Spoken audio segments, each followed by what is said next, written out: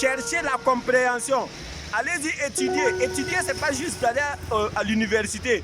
Nous-mêmes, on ne travaille plus avec ce qu'on on étudie. On va chercher ce qui peut nous arranger dans la vie. Parce que ce qu'on étudie, on ne va pas l'utiliser. Même si on l'utilise de manière inconsciente.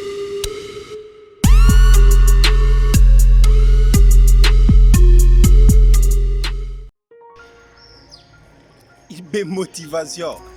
J'espère que vous allez bien. Bon, aujourd'hui c'est pour encore allumer le coin.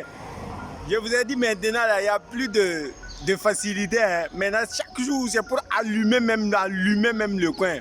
Parce que ce qui est là, l'humanité ne changera que lorsque les gens comprendront. Parce que maintenant, on a dit, il ne faut plus chercher à changer les personnes négatives. Il faut chercher à changer ceux qui ont déjà évolué et qui veulent encore plus d'excellence. C'est ce qu'on fait.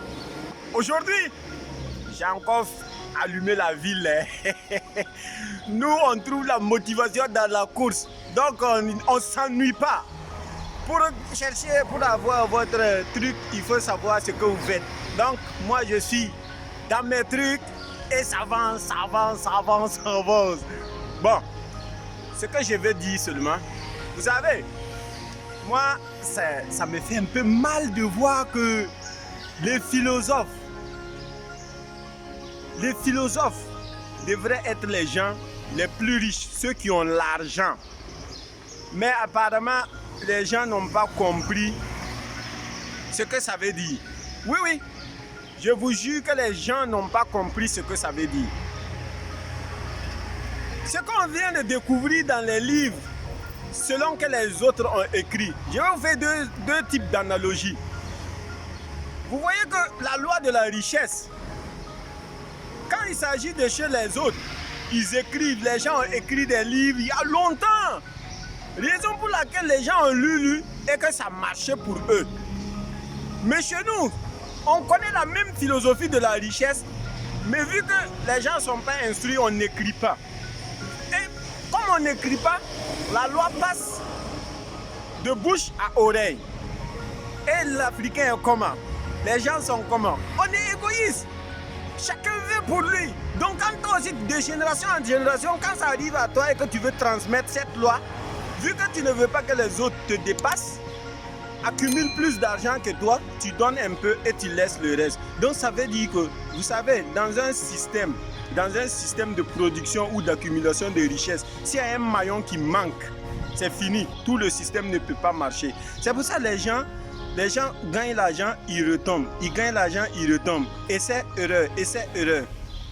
Tandis que chez les Américains, les gens même savent que quand ils tombent là, ça fait partie du processus. Mais nous, c'est pas qu'on ne sait pas, on sait, mais on n'a pas la conscience sur ça. Personne ne veut écrire.